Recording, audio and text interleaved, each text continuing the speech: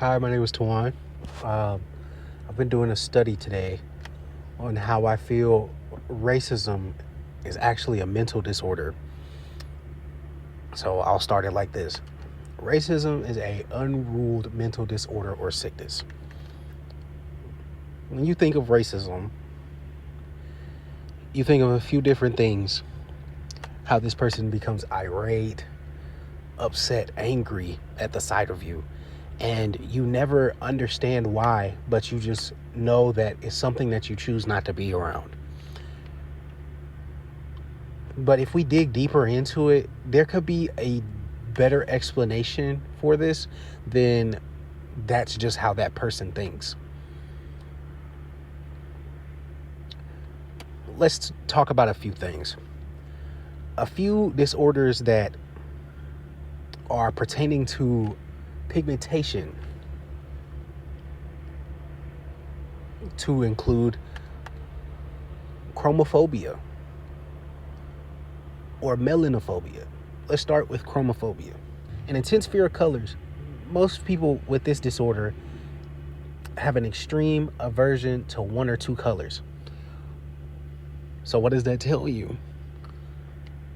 If you see a person of color or you see somebody that has vitiligo, they may possibly become irate or upset towards this person because we've triggered something in them that hasn't necessarily been diagnosed yet.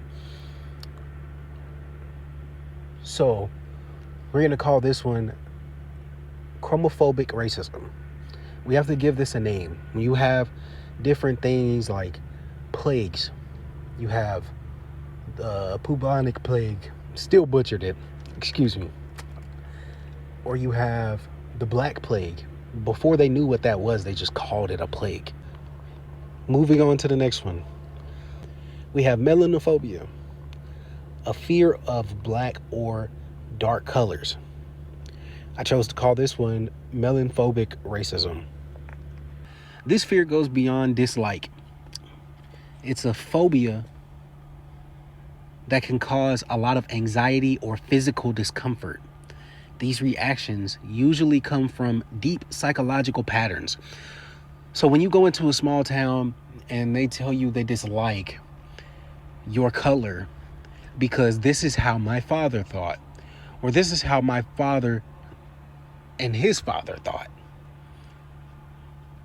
This is a generational psychological pattern that hasn't been registered because it's in a small town and it's not something that you would think about on the regular. So we're calling this one melanophobia racism. Racism has different behavioral issues, usually pertaining to seeing every black person as the same, or thinks that they act the same, which is very similar to schizophrenia, where you could see a person that's not there. But for racism, this could be, i.e., a stereotype. Whereas I could be a professional young man. I know so many different trades and I've studied so much, and I could go to school for a living, and I could graduate at the top of my class, but they see the guy that's sagging his pants with a gun on his hip, and the only thing that they can think about is the disconnect from urban society, which is them thinking that everything is revolving around 6'7", or revolving around red rum murder, things like that. Like, that is not what's important to the youth. But they have such a disconnect from the youth because of what their father's father thought and what their father thought, that they think that this is what's important to us.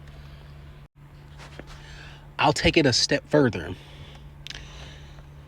We have high functioning mental disorders, which we like to call mental gifts. Autism is a high functioning mental gift where you could function at a level that most people or the average human can't function at, which is neurotypical. But we also have low functioning disorders.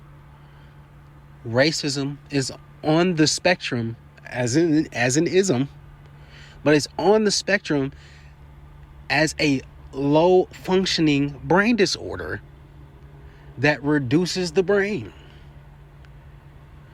Nobody is thinking of it like this. Every day we take a chance to walk through life and live with people that make us feel included, make us feel equal around each other.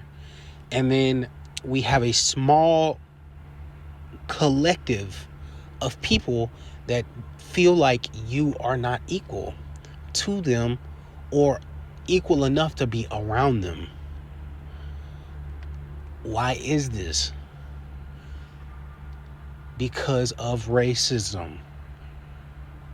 We have to stop saying that racism is just something that exists. It has a name.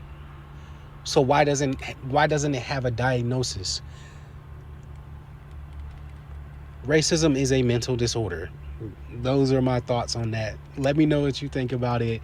I honestly really think I may be onto something. That was just me studying it for like 10 minutes maybe. If I spent a lot of time on this, I could probably get a full description on it.